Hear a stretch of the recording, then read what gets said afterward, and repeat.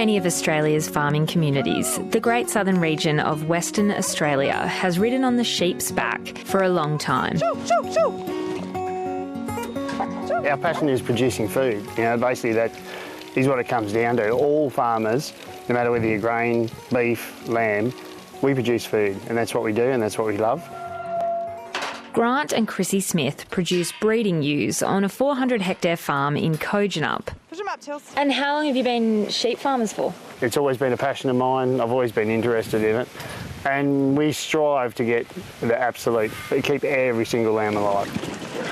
The couple sell most of their sheep directly to meat processors, but rely on the live sheep export trade to take surplus stock.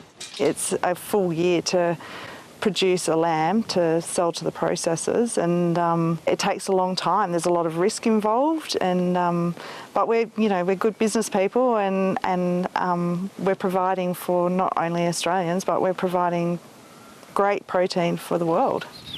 Although their business isn't dependent on live sheep exports, it's a vital stream of income. We love doing what we do and we're good at it. And, the thought of that being taken away from us is, pretty scary. We need to make a profit because you can't continue to do something that doesn't make a profit. Yeah. And we need every tool in the toolbox to actually do that, Yeah. And that's why the more people that we have buying our product, the more competition and the more stability and the more chance of us making a profit. In anticipation of the 2028 phase-out of the trade, many grain farmers have already reduced flocks and opted for increased cropping. The Smiths and other farmers say they want city people to understand the looming ban will also impact them. A friend posted on Facebook about the election, and I made a 3-sentence comment in regards to the banning of the live sheep export. And I got a reply to that asking if I could put it into perspective from someone from a grassroots and who's on the ground actually living it. She wondered whether we were over-dramatising, like if farmers were over-dramatising the ban. Well, when Grant got home and I read it to him, I said, we need to answer this question as honestly and as authentically as we can to give them an understanding of what it is that we actually do. How much are you reliant on your farmer each day? They've decided to speak out to educate people about where their food comes from and spread their message on Facebook, which has been reshared thousands of times. Fruit and veg, meat, milk, cheeses, eggs, some yogurt for my grandkid, vegetables and fruit.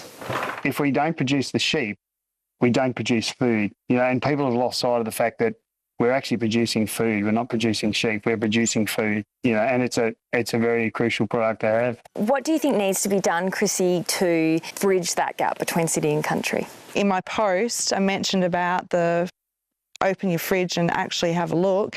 And to me, that is education. If you asked a child, where do you get your meat from? And they would say the supermarket. We just want to get back to grassroots and have them realise that it's actually people like Grant and myself who are on the farm producing a lamb for them to eat.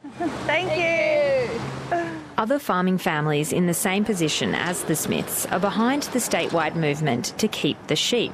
I'd like to thank you for supporting our Keep the Sheep for our farms out of the Stirling Ranges. Well, thank you so much for giving us that message. It's wonderful. Would you like a sticker each? Yes. With volunteers working to raise awareness in regional towns and cities.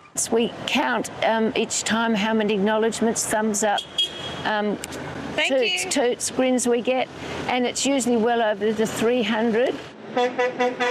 Last month, hundreds of farmers and their families joined a convoy through Perth to promote their cause. They're doing it for a very genuine reason. They're not doing it for fun. They are actually doing it because they are asking for support.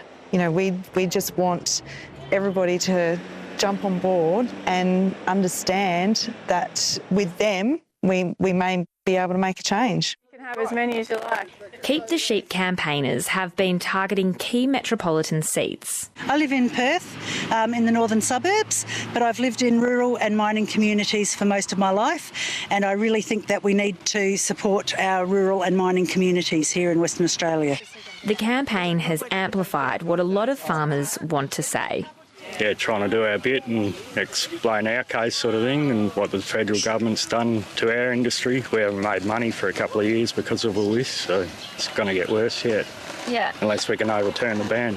If there was somebody in their front yard or on the street, I made a point of stopping and talking to them. And if they're anti the live sheep trade, you can ask them what they don't like.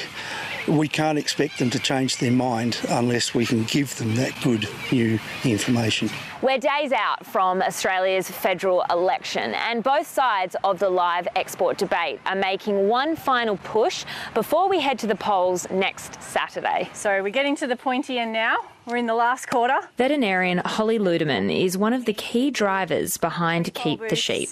We've got people driving hundreds of kilometres to talk to their city friends and plead with them to make a difference at the polling booth.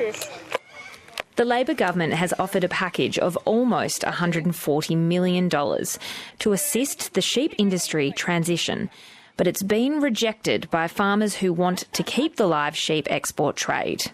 I think, were treated unfairly as far as the House of Reps inquiry. There was no full Senate inquiry. The flow-on impact to rural communities was not fully modelled.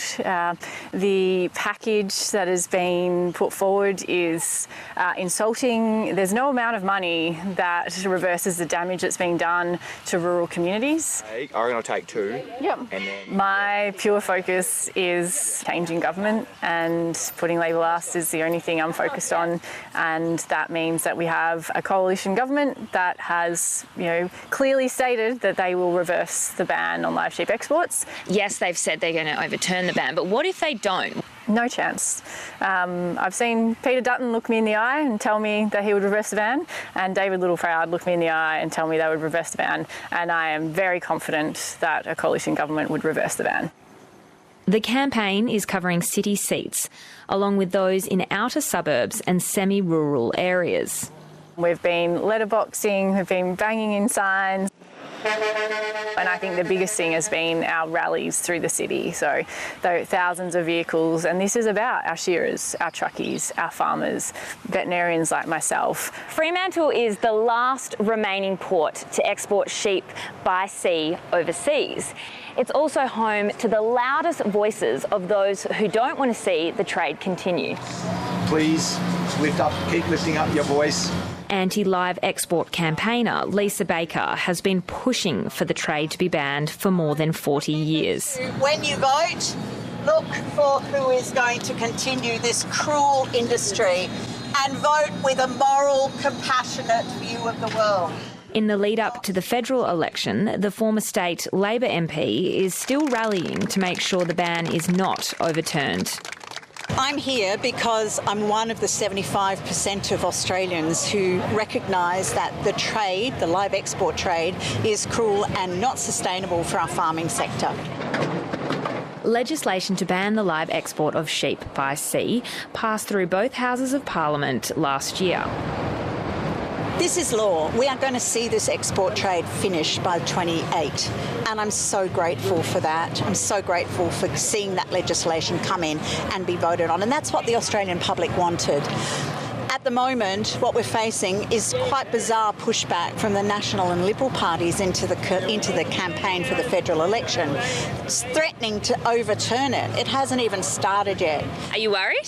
I'm never worried. I am absolutely focused on the future and absolutely pushing to get this legislation through when it's due to be through.